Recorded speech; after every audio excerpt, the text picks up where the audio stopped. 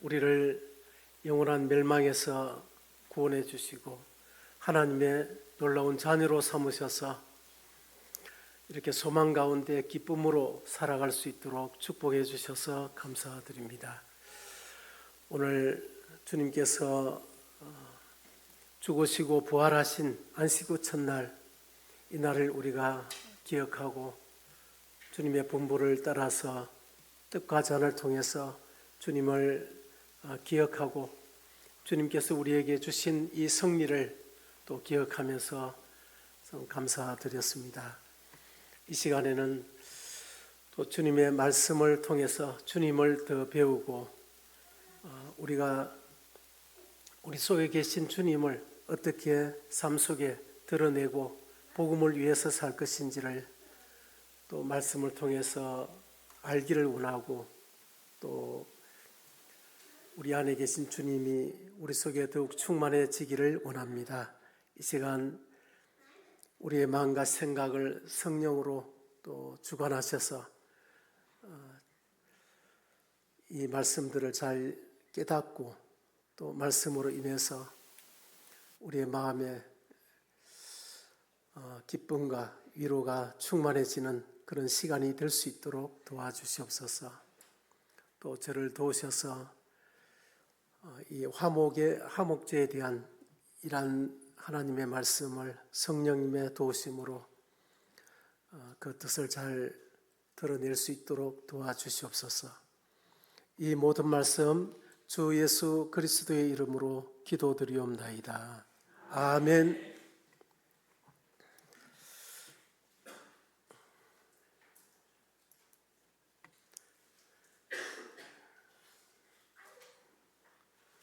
오늘은 이 화목제에 대해서 같이 나눠보도록 하겠습니다.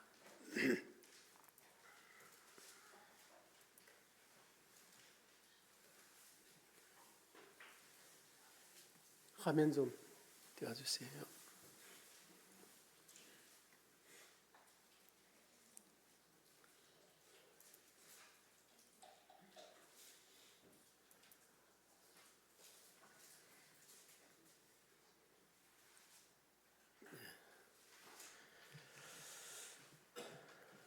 96세 때 할머니의 모습이고 이 거슬러 과거로 돌아가니까 18세 때 이렇게 예쁜 얼굴입니다. 이 예쁜 얼굴도 시간이 지나니까 저렇게 변해버렸습니다. 나이가 들면서 평준화되는 것이 많죠. 부에 대한 것도 시간이 지나면 평준화되고 또 학벌도 평준화되고 예쁜 것도 평준화되고 결국은 사람이 한번 태어나면 이렇게 늙고 병들고 이제 죽음을 향해서 갈 수밖에 없습니다. 형제 자매님들은 어디까지 오셨습니까? 거의 다 오셨습니까? 저도 캄보디아나 미얀마 가면 진짜 끄트머리 와 있는 사람입니다. 50대 정도 되면 벌써 이제 죽음을 준비하는 그런 마음을 가지더라고요. 그런데 우리나라는 평균 나이가 여자가 87세인가 그렇고 남자가 84세인가 그렇더라고요. 그러니까 조금만 이제 건강을 잘 관리하시면 한 90살 정도는 무난하게 이렇게 살 수 있는 그런 나라에 우리가 살고 있습니다. 이 할머니는 96세라 그랬죠. 96세 정도 살면 아마 이런 모습이 다 되겠죠. 그때 임채만 형제님이 그런 얘기를 하셨는데 어떤 병원에 이제 양로원에 견학을 갔는데 거기 견학을 하고 이렇게 나왔는데 안내하는 분이 혹시 거기에 그 할머니 중에 미스 코리아가 계시는 줄 혹시 알았습니까? 이렇게 물어보더라는 겁니다. 근데 할머니들이 그 양로원에 모여 있었는데 다 거기지 미스 코리아로 보이는 사람은 아무도 없었다는 거죠.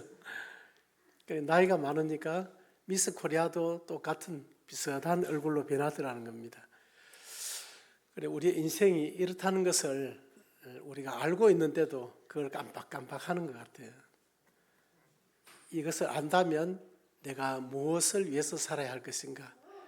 진짜 예뻐진다 하면 뭐 돈이고 뭐고 뭐 다 갖다 바쳐서 얼굴을 예쁘게 만들려고 하죠. 이 젊었을 때는 얼굴 예쁜 것이 자기 상품이잖아요. 가치가 되고. 그런데 시간이 지나면 이게 96세 정도 되니까 이게 이제 가치가 달라졌습니다. 그래서 이 세상에 있는 것은 아무리 좋아 보여도 시간이 지나면서 그 가치가 이렇게 변하더라는 겁니다.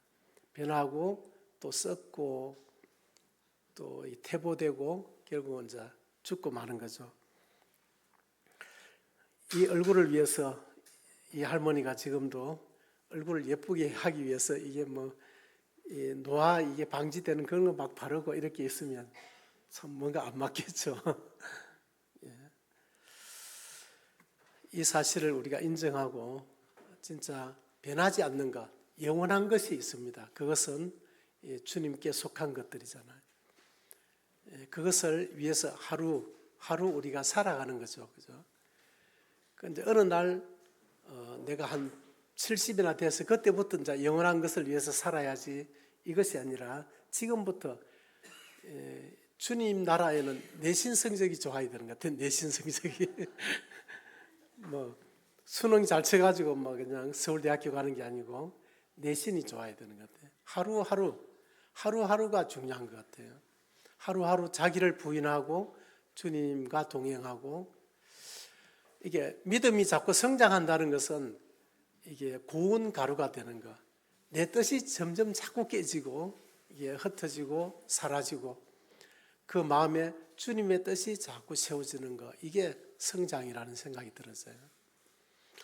며칠 전에 그 삼천포에 갔다가 성경 공부를 하면서 그 조선입 자매님이 그런 얘기를 했는데 자매님이 이제 이게 아이들 키우고 뭐 이렇게 살면서 여러모로 수고가 많잖아요. 그런데 수고를 하다 보니까 하여튼 자기 중심이 되는 거죠. 내가 힘들면 다른 사람 생각할 그 여유가 안 생기더라고요. 저도 보니까. 제가 힘들어지면 그냥 내 중심적인 사람으로 변하면서 내만 자꾸 고생하는 것 같고 당신 때문에 내가 이렇게 고생하는 것 같고 부부들은 남편 때문에 내가 고생하는 것 같고 또 아내는 남편은 또 당신을 내가 만나서 이 고생한다 그러고 상대방을 자꾸 가르치더라고요. 그런데 이제 자매님은 뭐 그런 것보다는 이제 삶이 진짜 이게 살다 보면 감당치 못하는 그런 어떤 환경들이 있잖아요.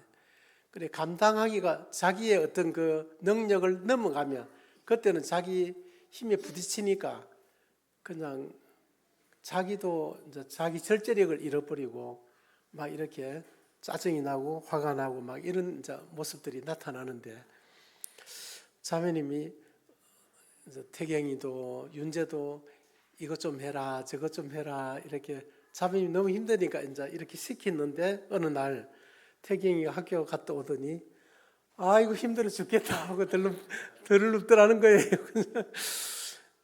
그래서 태경아 그리 힘드나 이렇게 할머니 힘들어 죽겠어요. 그때 이제 자매님 마음에 뭔가 이렇게 주님이 지혜를 주신 것 같아요. 성령으로 뭔가 깨닫게 해주신 것 같아요. 아 나만 힘든 줄 알더만은 태경이도 윤재도 힘들구나. 그게 이제 딱 마음에 오게 된 거죠. 그러면서 나는 내만 힘들다고 맨날 이렇게 생각했는데 저 아이들도 힘들고 있구나. 이제 그게 딱 받아들여지면서 이제 마음에 성령이 이제 변화를 주신 거죠. 그들의 그 힘듦을 그대로 이제 받아들이는 그런 마음을 주님이 그 순간에 주신 것 같아요. 그러면서 이제 내가 저들한테 뭘 시키지 않아야 되겠다. 내가 그냥 힘들어도 내가 해야 되겠다. 이런 마음이 딱 생기시더라는 겁니다. 그러니까 그 아이들이 이제 아이들한테 이것도 안 해주고 저것도 안 해주고 막 자꾸 이게 뭔가 이게 간섭할 게 자꾸 생기다가 그들을 품어버리니까 이제는 이래도 괜찮고 저래도 괜찮고 다 괜찮게 이제 느껴져 버리는 거죠. 그러니까 자매님 마음이 너무 평안함이 찾아왔다는 겁니다. 평안함이 찾아오면서 형제님이 맨날 죽어야 된다고 그랬었더만 나는 안 죽어지는데 자꾸 죽어라 그거. 그 소리가 더 힘들다고 막 그런 마음이 있었다는 거예요. 그런데 그게 이는 말이구나. 이렇게 내가 죽어버리니까 그걸 수용을 해버리니까 이 내 마음에 짐이고 막 벗어지면서 내 마음에 이렇게 평안이 오더라는 겁니다. 그 얘기를 들으면서 참 너무 감사가 되더라고요. 우리의 삶이 참 그런 것 같아요. 그냥 우리가 힘들다 하는 그 이면에는 나의 의가 굉장히 들어가 있는 것 같아요.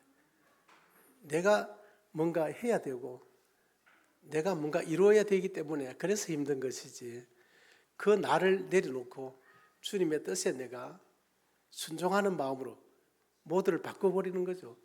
내가 뭔가를 자꾸 이루어가는 게 아니라 나를 내려놔버리고 주님의 뜻에 내가 오늘 순종하겠다. 주님의 뜻에 오늘은 주님 보여주시는 만큼 저희들도 이렇게 살다가 저도 뭐 이렇게 말씀 준비한다고 지금 막 준비하고 막 있는데 시간이 뭐 이리저리 하다 보니까 뭐 자꾸 시간이 쫓기면서 시간이 자꾸 이제 부족한 거예요. 그냥.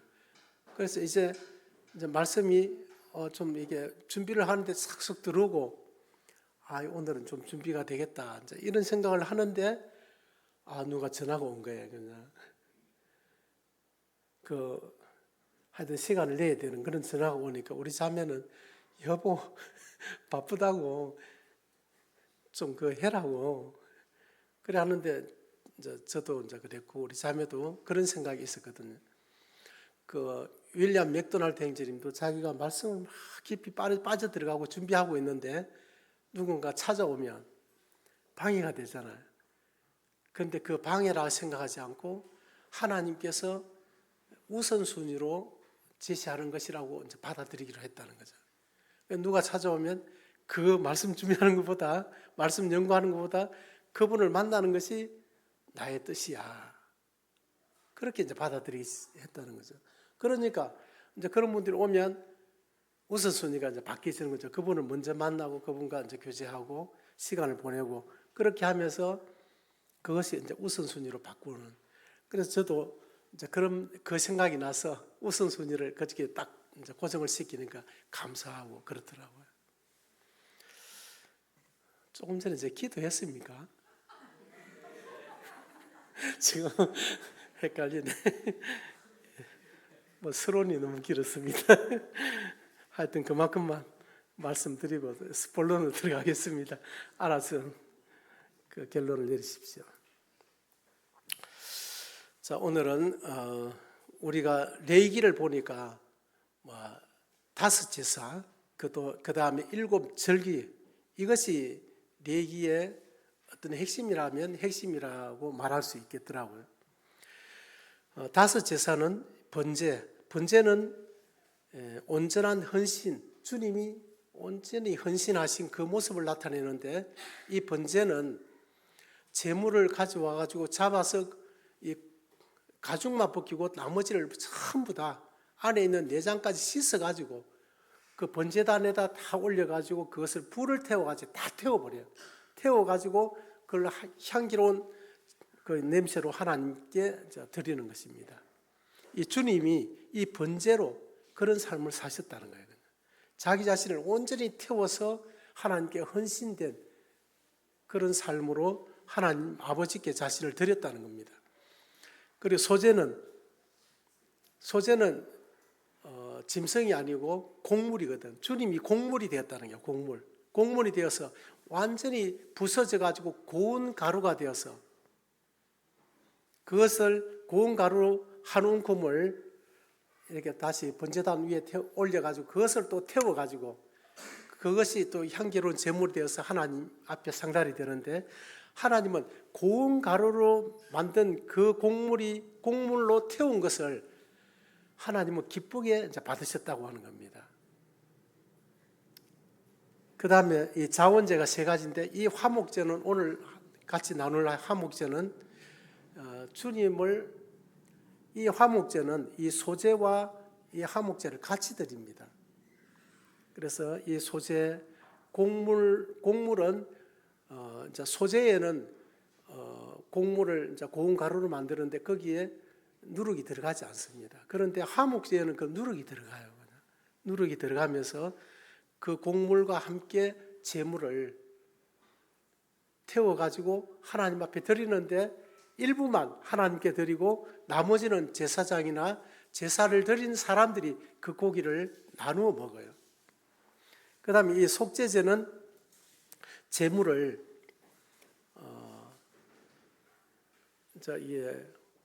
화제로 이렇게 드리는데, 이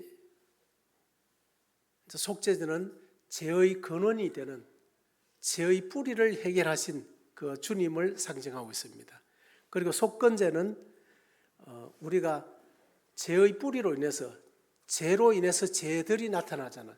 그 나타나는 그 죄의 열매들, 그 열매들을 해결하신 제물로서 그 죄들을 짊어지고 십자가에 죽임을 당하신 그 주님의 모습을 상징을 하고 있습니다.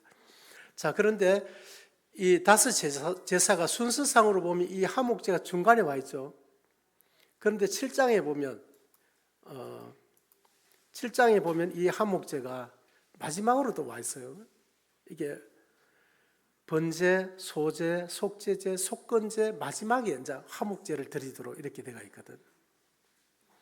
그래서 이 모습을 이렇게 보면 우리의 주님의 모습은 이 하나의 제사, 속죄제, 속건제, 화목제, 이 하나만 가지고는 우리 주님의 모습을 충분히 표현을 할 수가 없기 때문에 마태, 마가, 누가, 요한복음이 있듯이 자신을 온전히 불태워서 자신을 완전히 하나님께 헌신하신 그 주님의 모습, 그리고 자신을 완전 가루로 해서 죄 없이 거룩한 삶을 통해서 하나님 앞에 자신을 온전히 복종하신 주님, 그 다음에 이 속죄제는 죄의 근원을 해결해 주신 주님, 그리고 우리가 범하는 이 자범죄, 이것을 제거해 주신 주님, 그리고 이 화목제는 이런 일들로 인해서 주님이 아버지 하나님과 인간 사이에 화목을 이루어 주셨다는 거죠.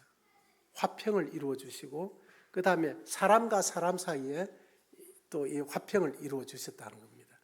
그래서 이 십자가가 위로부터 하나님과 나와의 이 관계가 회복이 되고, 깨어진 관계가 회복이 되고, 그 다음에 사람과 사람 사이에 이 관계를 회복시키시는 이 십자가의 이제 교훈이 있다고 하는 겁니다. 자, 그러면 이 오늘 살펴볼 이 화목제는 깨어진 관계를 회복하는 데 그 의미가 있습니다. 화목이라는 것은 다른 말로 하면 평화, 또 평강, 이렇게 말할 수가 있는데, 이 하나님과 인간 사이에는 죄로 인해서 이 사랑의 관계가 깨어져 버렸잖아요. 막 이렇게 금이 가버렸잖아요. 그럼 인간과 인간 사이에도 보면 이 죄로 인해서 이 관계가 다 깨어져 있습니다. 그래서 이 깨어진 관계를 이 주님은 자신의 그 몸을 통해서 이 죄 문제를 해결하면서 그 관계를 다시 회복시키시는 그 역할을 하셨다고 하는 겁니다. 이렇게 십자가의 의미가 바로 그런 의미가 있다는 거죠. 그 십자가는 단순히 주님이 나를 위해서 죽으신 것만 있는 것이 아니라, 주님이 나를 위해서 죽으신 것만 있는 것이 아니라, 이게 하나님을 사랑하고 이웃을 사랑하라는 이 의미가 이 십자가에 들어가 있다고 하는 거죠. 그래서 우리가 예수님을 통해서 구원받은 사람은 하나님만 사랑하는 것이 아니라 우리의 이웃을 또 사랑해야 될 그런 의무가 있다고 하는 겁니다. 하나님으로부터 1만 달란트의 빚을 받은 우리가, 빚을 탕감받은 우리가 우리 주변에 있는 사랑하는 형제 자매님들, 또 이웃들에게 나 저 사람 절대 용서 못해 하고 그냥 용서 못하는 마음을 가지고 살아간다면 이 주님의 사랑에, 이 관계에 다시 돌아가야 된다고 하는 겁니다. 이 관계가 정확하게 이루어진 사람은 옆을 용서를 하게 되어 있거든요. 그래서 이 용서가 잘 안 되는 사람은 다시 하나님 앞에 가서 이 용서할 수 있는 그 마음을 회복해야 된다는 거죠. 3장이 화목제는 히브리어로 보면 쉐렘이라고 합니다. 이것은 샬롬이라는 말의 복수형이거든요. 샬롬이 평강, 화목 이런 뜻을 가지고 있습니다. 그래서 이 화목제는 이 평강의 복수, 샬롬의 복수형이기 때문에 화목, 평강, 친교, 회복 이런 의미를 가지고 있어요. 그래서 우리 주님의 그 십자가의 제물이 되시고 부활하신 이 사실로 인해서 이게 인간과 하나님 사이에 화목을 이루어 놓으셨고 친교를 회복해 놓으셨고 회복을 이루어 놓으셨고 또 인간과 인간 사이에 이것도 길을 열어 놓으셨다고 하는 겁니다. 내가 하나님과 정말 친교 가운데 있다면 형제 자매들과도 이게 친교 가운데 자연스럽게 이루어진다고 하는 겁니다. 이게 안 되는 사람은 이 하나님과 이게 지금 문제가 있다고 하는 겁니다. 나는 도저히 그냥 구원받았지만 우리 아버지 용서 못해. 이런 분들이 있죠. 그 사람은 이 하나님과의 이 사랑의 관계를 다시 한번 정립해야 될 필요가 있다는 거죠.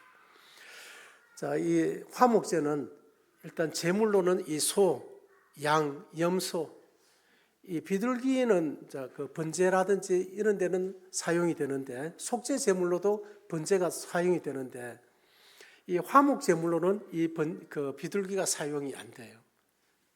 왜 그럴까요?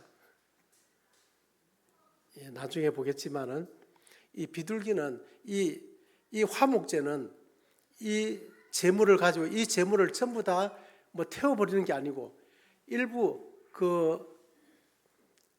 보면 그 소라면 소의 내장에 있는 기름을 전부 다 걷어냅니다. 기름하고 그다음 두 콩팥하고 이 간 그리고 양 같으면 양 꼬리에 있는 그 기름 이것만 제거해 가지고 이것을 먼저 이 화제로 하나님 앞에 드리는 겁니다. 그럼 이걸 갖다가 하나님은 그 냄새를 향기롭게 받는다는 거죠. 그 옛날에는 이 기름이 아주 중요한 그 역할을 했다는 겁니다. 지금은 기름이 너무 많아가지고 그게 오히려 이제 몸에 해가 되지만 옛날에는 기름이 그렇게 가치가 있고 그렇게 했다는 거죠. 그래서 기름이라든지 이 두 콩팥 이런 것은 다 이게 그 몸속에 있는 거잖아요. 몸속에 있는 것이기 때문에 이 하나님께서는 먼저 우리의 마음을 먼저 하나님은 드리기를 원하고 그것을 받으시기를 원하신다 하는 것을 이제 우리가 알 수 있습니다. 우리가 오늘 예배를 드렸는데 우리 마음이 저 콩밭에 가 있고 몸만 여기 앉아 있다면 하나님께는 기쁨의 예배가 안 되는 거죠. 우리가 예배를 드릴 때 먼저 마음이 하나님 앞에 가 있고 그 다음에 우리가 입술로 또 물질로 또 표현으로 이렇게 하나님께 감사를 드리는 거죠. 이것을 갖다가 하나님께 먼저 드리고 그 다음에 여기 보면 뒷다리, 소의 뒷다리가 있는데 우편 뒷다리를 이 거제라는 것은 높이 들어가지고 하나님 앞에 드리는 겁니다. 이게 들어가지고 있으면 들고 있다가 이제 이것을 내려가지고 이것을 제사장들이 그걸 가지고 요리해가지고 먹는 거예요. 이거는 태우는 게 아니고 그 다음에 이 가슴은 이렇게 흔드는데 위아래로 흔들고 앞뒤로 흔들고 좌우로 이렇게 흔드는데 이것을 요제라고 합니다. 요제. 이 가슴은 역시 제사장들의 몫입니다. 제사장들이 먹고 그러면 이 소가 만약에 있다면 이 안에 내장은 하나님께 드렸죠. 그 다음에 이 뒷다리 하나는 오른쪽 뒷다리 하나는 제사장 줬죠. 그 다음에 가슴이 어딘지 모르지만 가슴 살을 갖다가 제사장 줬죠. 그 다음 나머지는 이 큰 소를 갖다가 이제 그 소를 끌고 온 사람 가족과 또 이웃이 이제 나누어 먹도록 하셨다고 하는 겁니다. 그럼 그 고기를 갖다가 이제 나눠 먹는데 며칠 동안 먹는 게 아니고 한번 봅시다.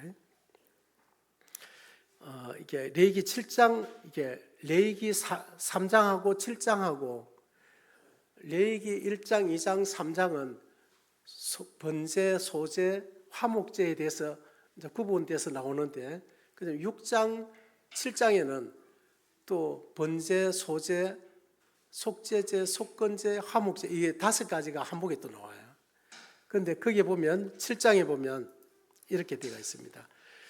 이 감사제가 있는데, 감사함으로 드리는 화목 제물의 고기는 그날에 먹을 것이요 조금이라도 이튿날 아침까지 남겨두지 말 것이니라.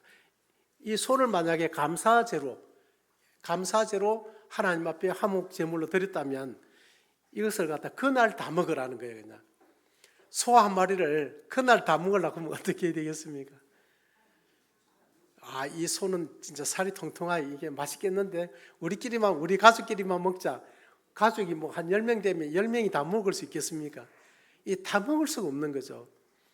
그러니까 하나님이 이것을 이웃과 갈라먹도록, 그렇게 억지로 이제 이웃을 나눠줘야 되는 거예요. 그냥 저 사람은 내가 참 마음에 안 드는데 그래도 오히려 해가지고 같이 나눠 먹는 거죠. 같이 나눠 먹다 보면 좀 사이가 좀 안 좋은 그런 관계도 같이 먹다 보면 어떻게 되겠습니까? 그게 또 풀어지는 거죠. 그냥 그래도 나를 저렇게 미워하면서 그래도 또 나를 초청했네. 그렇게 해서 같이 먹다 보면 배가 불러지고 이러면 마음이 또 이렇게 넓어지지 않습니까? 그렇게 해서 이 하나님께서 먼저 하나님과 화목이 되고, 그 다음에 사람들 사이에 이 화목 제물로 또 화목을 이루시는 하나님의 그 뜻을 이제 우리가 볼 수가 있습니다. 참 하나님이 하시는 거 보면 참 우리보다 지혜로운 것 같아요.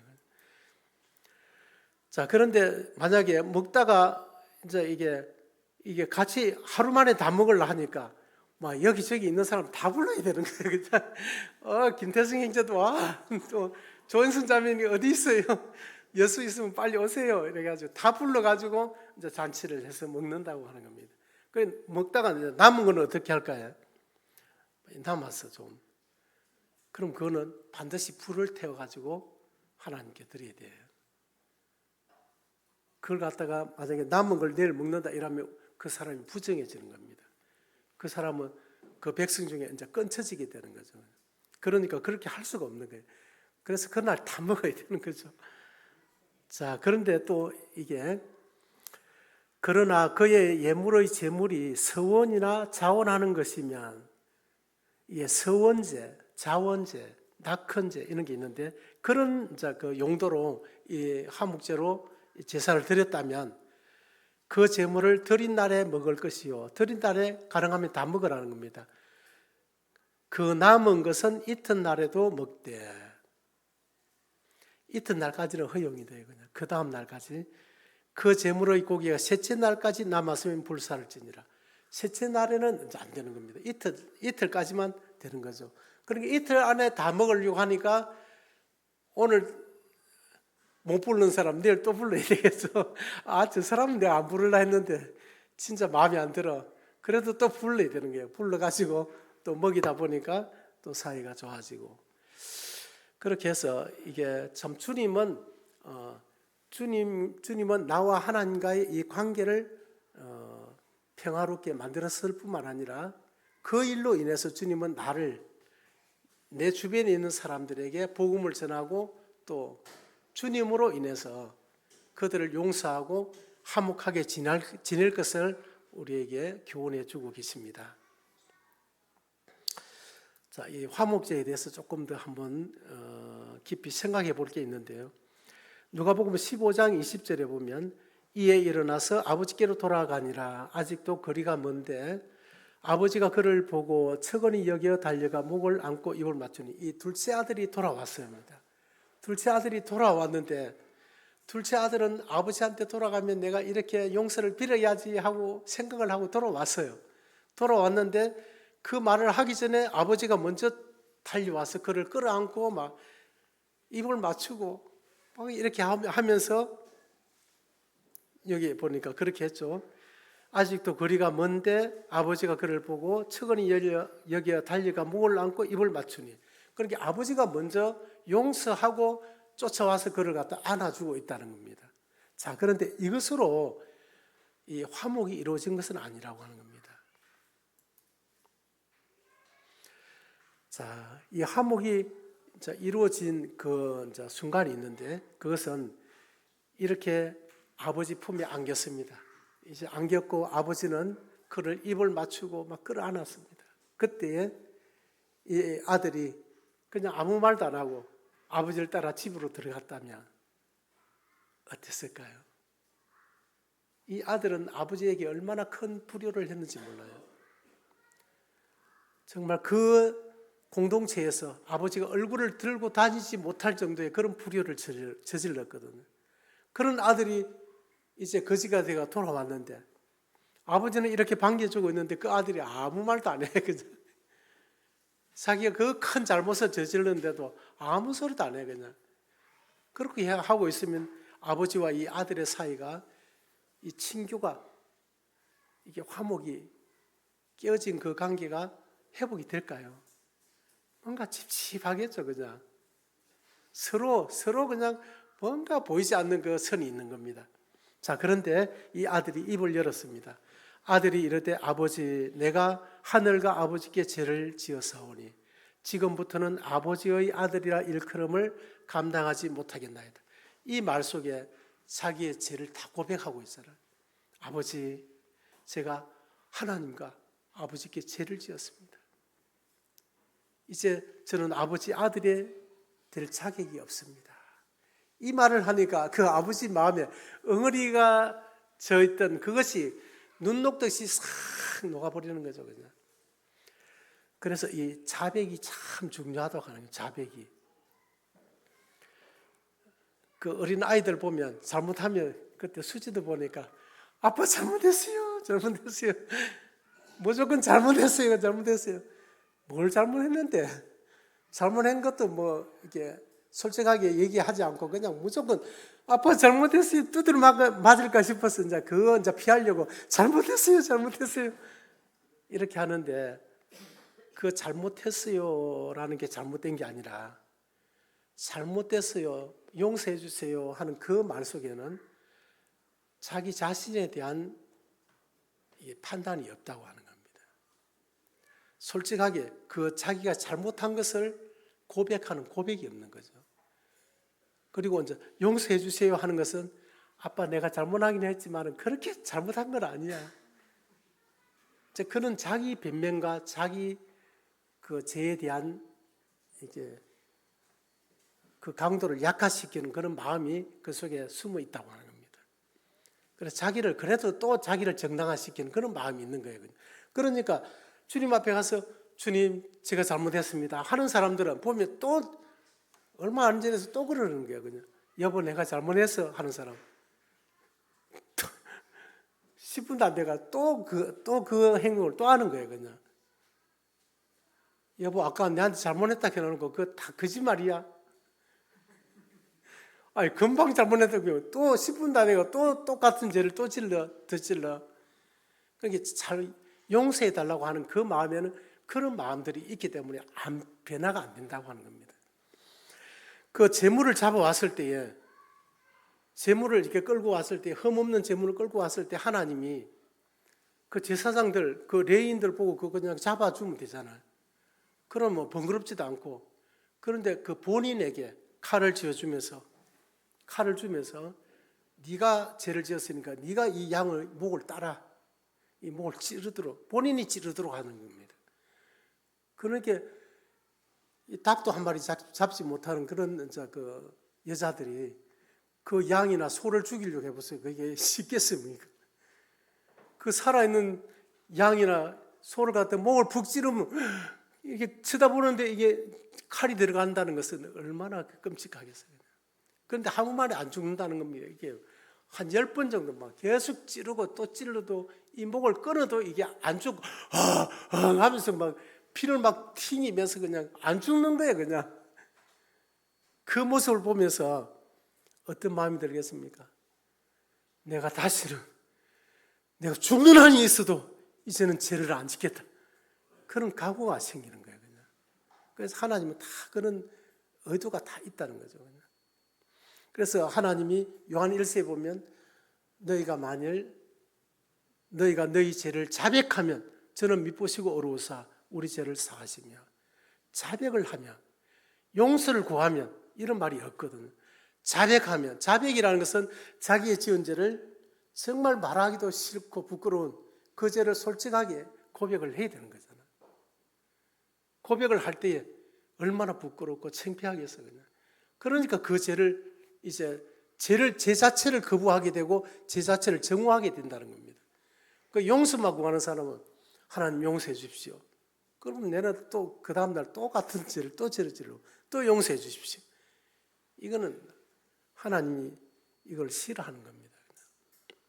여기도 이 아들이 아버지 용서해 주십시오 이렇게 얘기를 안 했습니다. 자기의 죄를 자백하고 있어요. 그러니까 아버지 마음에 그냥 이게 엉어리가 다 풀려버리는 거죠. 아버지가 종들에게 이때 이제 이게 깨어진 사랑이 회복이 되니까 아버지가 잔치를 이제 명하고 있거든요. 아버지가 종들에게 이르되 제일 좋은 옷을 내어다가 입히고 손에 가락지를 끼우고 발에 신을 신기라. 제일 좋은 옷, 이 새로운 옷을 입혀줬다고 하는 겁니다. 그 이사야에 보면 의의 겉옷을 이제 우리에게 입혔다 이렇게 말하고 있는데, 주님도 의의 옷을 우리에게 의의 옷을 입혀주신 거잖아요. 구원받은 사람은 의의 옷을 입고 우리가 살아가는 것이거든. 그리고 손에 가락지를 끼우고 발에 신을 신기라. 이제 너는 종이 아니다. 너는 내 아들이야. 우리가 하나님의 아들로 이렇게 권세를 얻게 되었습니다. 그래서 손에 가락지를 끼운다. 이것은 아들의 정표입니다. 그리고 살찐 송아지를 끌어다가 잡으라. 우리가 먹고 즐기자. 살찐 송아지를 끌어다가 잡으라. 먹고 즐기자. 이 내 아들은 죽었다가 다시 살아났으며 내가 잃었다가 다시 얻었노라 하니 저희가 즐거워하더라. 이 아버지의 마음에 이런 기쁨이 있다는 겁니다. 만약에 그 아들이 막 이렇게 환영을 해줬는데 자기 잘못했다 소리 아무 말도 안 하고 그냥 슬슬 따라 들어와가지고 지방에 들어가가지고 뭐 들러 있으면 오기는 온 건 기쁜데 얼마나 마음이 찝찝하겠어요. 그런데 아들이 자기 잘못을 고백하니까 얼마나 기쁨이 있습니까? 우리가 먹고 즐기자, 먹고 즐기자. 이 아버지 마음에 이보다 더 큰 기쁨이 있겠습니까? 먹고 즐기자. 여기 누가복음 17장에 보면 10명의 문둥병자가 주님 앞에 왔습니다. 와서 우리를 불쌍히 여기달라고 얘기를 했습니다. 이 10명의 문둥병자는 오늘을 살아가고 있는 죄인을 상징하고 있습니다. 이 세상에 태어난 사람은 태어나자마자 문둥병에 걸려 있어요. 이 문둥병은 치료가 되지 않는 병이거든요. 그래서 점점 시간이 지나면서 더 몸이 썩어가지고 결국 죽음으로 가는 겁니다. 그런데 주님이 가서 제사장에게 너희 몸을 보이라 이렇게 말했는데 그들이 집에 제사장한테로 이렇게 가는 도중에 10명이 다 깨끗함을 받았어요. 그냥. 이 깨끗함을 받았다는 것은 제사함을 말하고 있습니다. 주님은 세상죄를 지고 약 2000년 전에 AD 33년에 십자가에 달려서 다 이루었다. 집을 완료했다. 이렇게 선포를 하셨습니다. 그래서 이 온 세상의 사람들의 죄는 이미 주님의 그 십자가를 통해서 용서가 되었어요. 그래서 지금 사람들이 죄 때문에 지옥에 가는 게 아니라고 하는 사실입니다. 이미 죄는 다 용서가 됐는데, 자, 그러면 어떤 사람이 구원을 받느냐? 여기 보니까 한 사람이 돌아왔습니다. 가다가 깨끗함을 받은 사실을 알고 이 한 사람이 돌아왔어요. 그 중의 한 사람이 자기가 낳은 것을 보고 큰 소리로 하나님께 영광을 돌리며 돌아와 예수의 발 앞에 엎드려 감사하니, 이 한 사람은 자기의 깨끗함을 받은 사실을 이제 알고 이 세상에 있는 사람은 자기 죄가 용서받은지를 모르잖아. 어느 날 복음을 듣고 알았어요. 아이고 됐다 하고 그냥 집에 가는 사람이 있어요. 그냥. 그런데 그 사람이 하나님 앞으로 나오는 사람이 있어요. 하나님 정말 감사합니다 하고 하나님 앞에 예배드리러 오는 사람이 있어요. 그냥. 그 사람이 구원받은 사람입니다. 나는 구원받았다 하면서 하나님 앞에 안 나오고 그냥 세상으로 가는 사람이 이 9명과 같은 사람들이죠. 자, 여기에 주님이 그렇게 말씀하셨습니다. 17장 19절에 그에게 이르시되 일어나 가라. 내 믿음이 너를 구원하였느니라 하시니라. 이 한 사람만이, 사마리아 사람 한 사람만 주님의 입에서 나오는 구원이라는 소식을 듣고 돌아갔습니다. 그만큼 이게 관계가 회복되는 게 굉장히 중요하다 하는 것을 알 수 있습니다. 자, 이 화목제는 또 주의 만찬과 연관이 됩니다. 이 화목제는 먼저 하나님과 친교를 이제 회복하고 그 다음에 이웃 간의 친교를 이제 계속 누려가는 것입니다. 고린도전서 10장 16절에 우리가 축복하는 축복의 잔은 그리스도의 피에 참여함이 아니며 우리가 떼는 떡은 그리스도의 몸에 참여함이 아니냐. 그러니까 우리가 축복하는 했는데 이 축복이라는 말은 다른 말로 하면 감사하는, 감사의 잔은 이런 뜻입니다. 우리가 오늘도 이게 감사드리고 잔에, 떡과 잔에 참여했잖아요. 참여했는데 그 감사의 잔은, 떡은 그리스도의 피에 참여함이 아니며 우리가 떼는 떡은 그리스도의 몸에 참여함이 아니냐. 이것은 실제적으로 그것이 우리의 주님의 몸이고 주님의 피는 아닙니다. 이게 상징적으로 주님의 몸과 피에 우리가 참여하는 그런 의미가 있다고 하는 겁니다. 그래서 주님과 내가 하나가 되고 성도들과 형제자매들과 우리가 하나가 되는 이런 의미를 가지고 있습니다.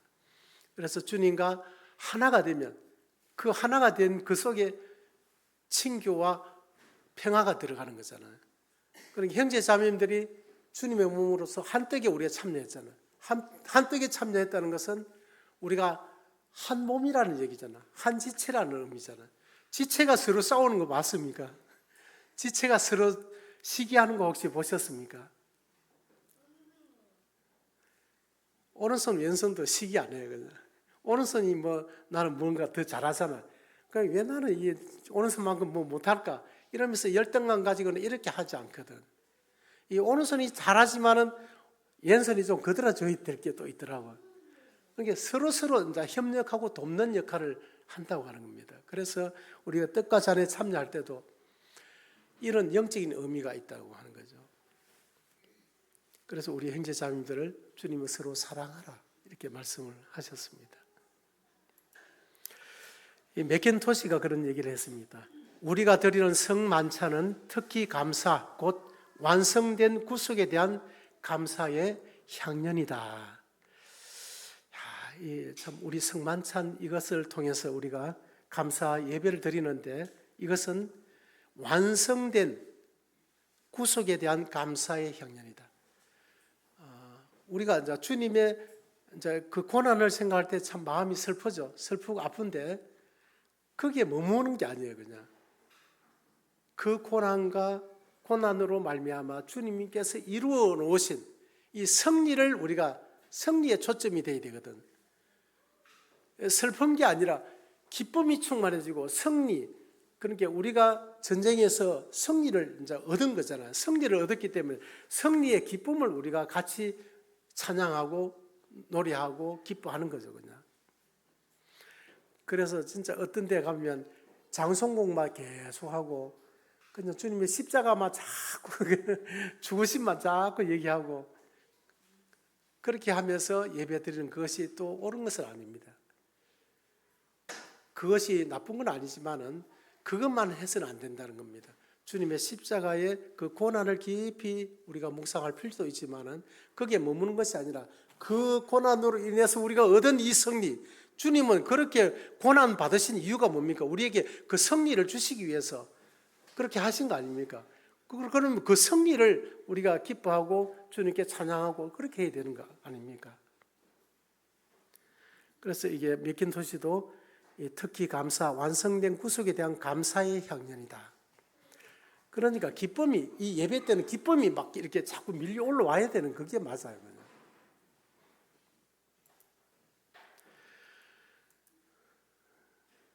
예, 주님은 이 화목제를 통해서 이 십자가에 결국은 이 화목 제물이 화목 제물이 뭐라 했습니까? 소, 염소, 양, 이 세 종류죠. 그 염소가 주님입니다. 양이 주님이시고 소가 주님입니다.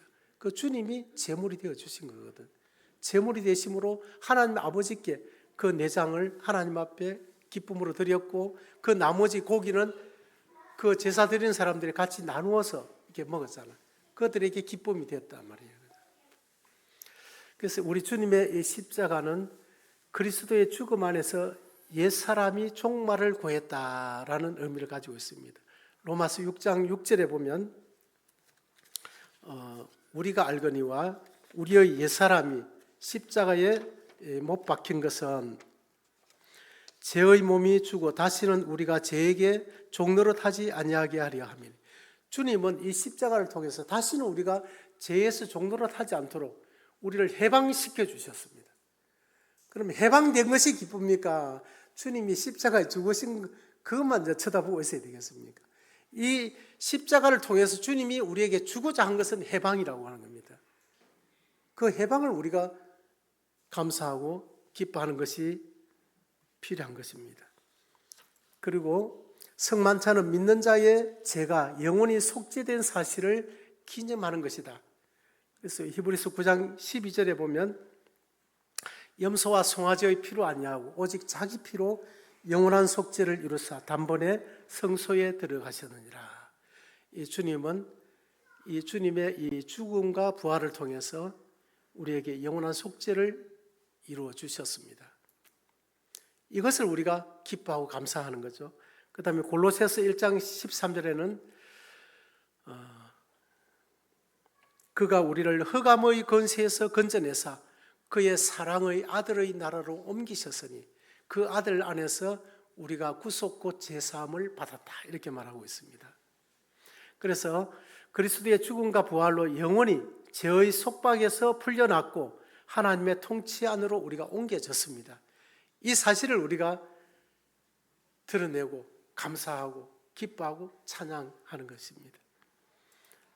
그러므로 승리를 주신 주님을 만끽하고 찬양하고 기뻐하는 시간, 이게 예배 시간이라고 하는 겁니다. 그리고 그냥 경건하게 조용히 있는 것만 하나님께 영광이 되는 게 아니라는 것을 알 수가 있습니다. 자, 이 친교의 제물이 되신 주님, 로마서 5장 10절에 보면 곧 우리가 원수 되었을 때에 그의 아들의 죽으심으로 말미암아 하나님과 화목되었은즉 화목하게 된 자로서는 더욱 그의 살아나심으로 말미암아 구원을 받을 것이니라.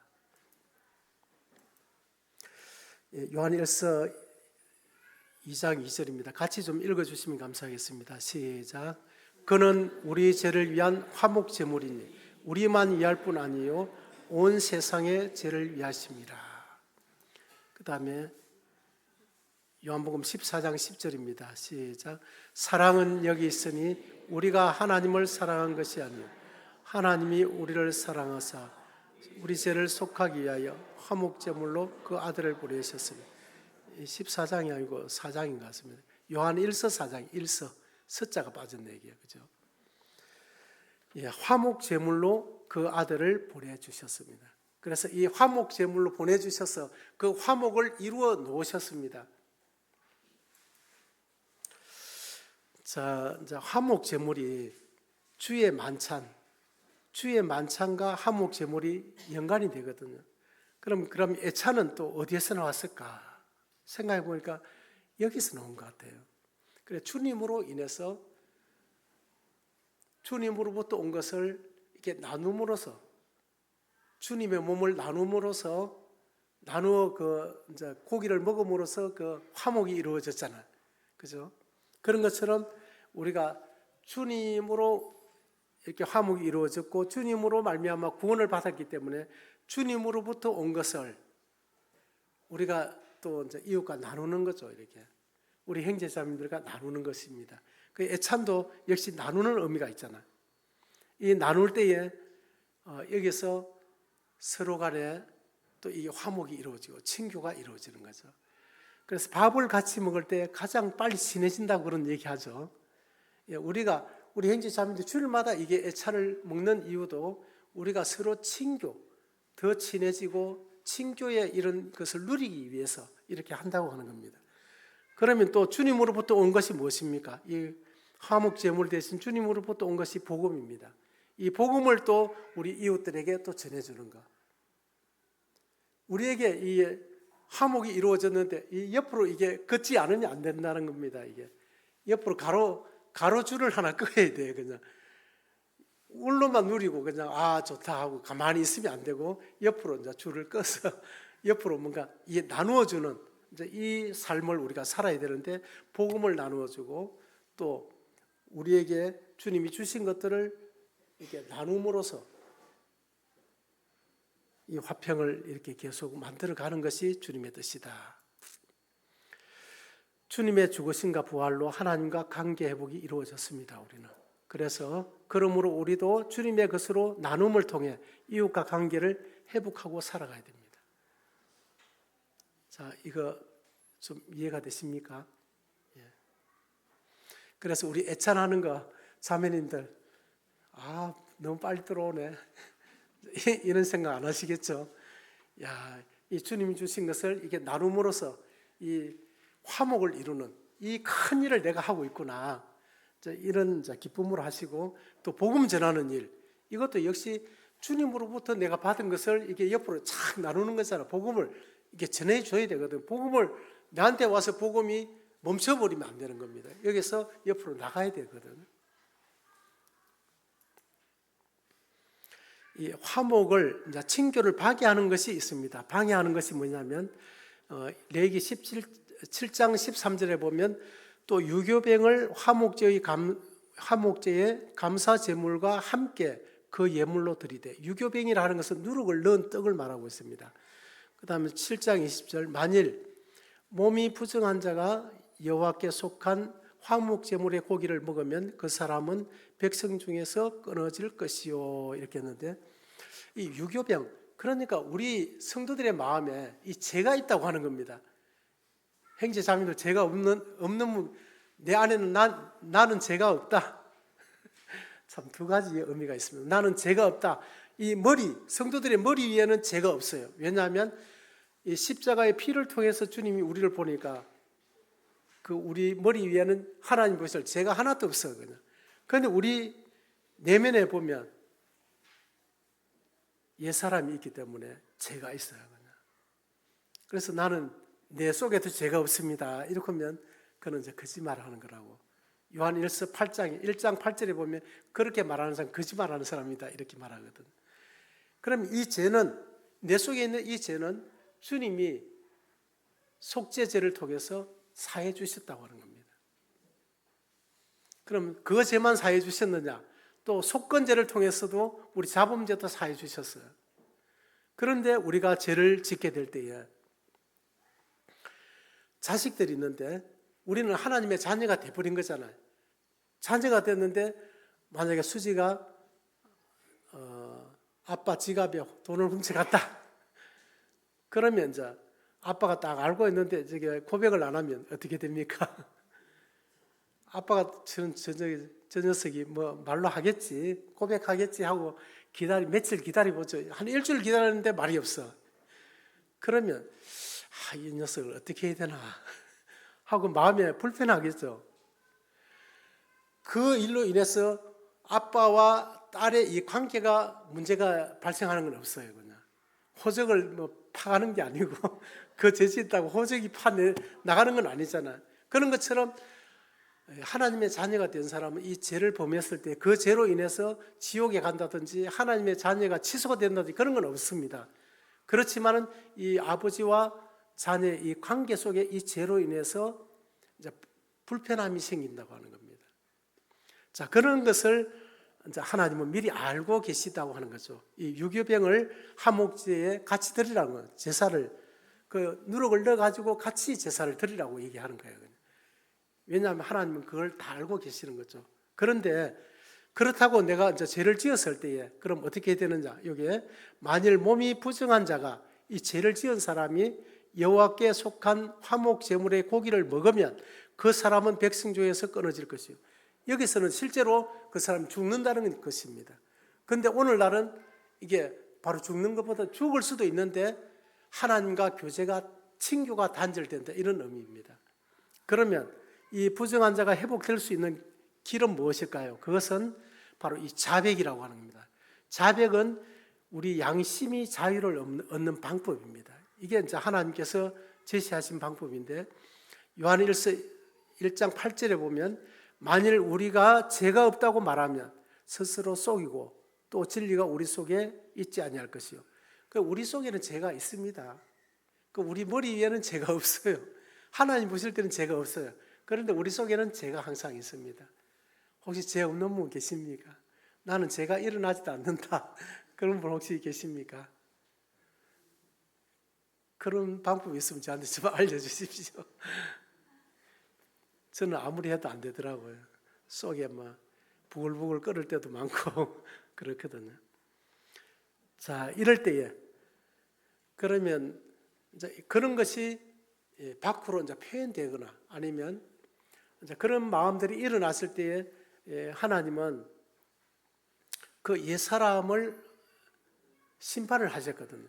그 심판을 하셨기 때문에 우리는 심판을 하시고 새 사람을 주셨기 때문에 그것을 옛사람이 죽었음을 믿음으로 받아들이고 이 새 사람으로 그 죄를 이기고 살아갈 수 있도록 해 놓으셨거든요. 그래 그 믿음으로 우리가 살아야 되는데 그 믿음을 발휘하지 못했을 때에 그 옛사람이 나를 지배해서 내가 욕을 할 수도 있고 화를 낼 수도 있고 막 이게 싸울 수도 있고 이런 죄를 지을 수도 있단 말이에요. 그냥. 그렇게 했을 때 그럼 어떻게 해야 되느냐? 지옥은 안 가지만은 하나님 아버지가 보실 때에 불편하다고 하는 겁니다. 그 관계가 깨어져 버린다고 하는 겁니다. 그랬을 때에 이제 9절 만일 우리가 우리 죄를 자백하면 용서를 구하면 안 그랬죠? 자백하면 그럼 미쁘시고 어려우사 우리 죄를 뭐 했습니까? 사하시며 우리를 모든 불의에서 깨끗하게 하실 것이요. 이 말씀을 우리는 이제 믿는 것입니다. 이 자백할 때 하나님은 그 순간에 나를 용서하신다고 말씀하셨기 때문에 그 말을 믿는 거예요. 하나님, 제가 사실 이런 마음을 가지고 이렇게 말하고 이렇게 행동했습니다. 정말 죄송합니다. 그럼 그 순간에 사죄가 되어버리는 거예요. 사죄의 기쁨이 내 속에 이제 밀려오는 거예요. 성령이 그걸 알아요. 그죠? 그런데 하나님 용서해 주십시오. 또 제가 잘못했습니다. 그러면 내일 아침 되면 또 생각이 나. 또 하나님 내가 잘못했으면 용서해 주십시오. 한 달을 내 기도해도 양심에 걸림이 있는 게라. 그게 안 없어지는 거예요. 그냥 하나님 아무리 용서를 구해도 자꾸 그게 또 생각이 나는 거죠. 왜냐하면 자백을 안 했기 때문에 그렇다고 하는 겁니다. 이 자백을 할 때에 이 사함이 성령으로 말미암아 그 죄가 사해졌다는 것이 내 마음에 느껴집니다. 아, 주님 감사합니다. 죄를 용서해 주셔서 감사합니다. 그러면서 이 친교가 회복이 되어서 기쁨으로 주님과 살아갈 수 있는 겁니다. 자, 이제 결론을 내겠습니다. 나는 하나님과 화목을 누리고 있는가? 구원받은 거 말고 하나님이 너무 좋아 죽겠다. 하나님과 진짜 동행하고 하나님을 생각하면 내 있는 거 없는 거 다 하나님께 말씀드려도 참 평안하고 기쁘고 그런 삶을 살고 있으면 그것은 정상입니다. 그런 사람은 아마 용서하지 못하는 사람이 없을 거예요. 그냥. 그러면 그런 사람은 나는 이웃과 화목을 누리고 있는가? 상대방이 나를 뭐 미워하고 그럴 수는 있지만 나는 그 사람을 미워하지 않을 수가 있는 겁니다. 그 정도의 그 주님의 마음으로 살아갈 수가 있는 거죠. 자, 이것이 화목제를 통해서 우리에게 주시는 교훈이라고 하는 겁니다. 제일 밑에 한번 읽어보시고 마치도록 하겠습니다. 시작. 자백하는 생활로 양심의 자유를 회복하고 하나님과 친교를 즐기는 사람이 성도다. 예, 하나님과 친교를 즐기면 형제 자매님들과도 이웃과도 이렇게 살 수가 있습니다. 이 화목제에 대한 이런 이제 생각들을 이제 묵상하시면서 그렇게 살아가는 우리가 됐으면 좋겠습니다. 기도하고 마치겠습니다. 살아계신 하나님 아버지, 우리 주님께서 이 땅에 오셔서 하나님 아버지께 번제로 자신을 다 태워드리고 또 소제로 자신이 고운 가루가 되어서 하나님 아버지께 복종하셨습니다. 그리고 속죄 제물이 되어서 우리의 죄의 근원을 해결해 주시고 또 속건 제물이 되셔서 우리가 참 날마다 살아가면서 짓는 그 죄까지 다 제거해 주셨습니다. 그리고 주님께서 화목 제물이 되어서 이제 하나님과 우리가 정말 친아버지보다 더 친한 그런 친교의 삶을 누릴 수 있도록 그 탕자가 돌아왔을 때 아버지가 그 아이를 너무 기뻐하고 잔치를 벌였던 것 이상으로 하나님 아버지와 우리의 이런 친교가 이루어지게 해주셨습니다. 그러므로 이래 우리가 이제 그 친교의 그 참 기쁨을 가지고 우리 주변에 있는 가족들 또 형제 자매님들 이웃들에게 또 이런 주님의 사랑과 용서와 친절을 베풀 수 있는 사람이 되었습니다. 참 이러한 화목 제물이 되신 우리 주님이 이루어 놓으신 이런 친교의 삶을 우리가 이론적으로 아는 것뿐만 아니라 실제적으로 이런 삶을 살아가는 그런 우리가 될 수 있도록 도와주시옵소서. 이 모든 말씀 주 예수 그리스도의 이름으로 기도드리옵나이다. 아멘.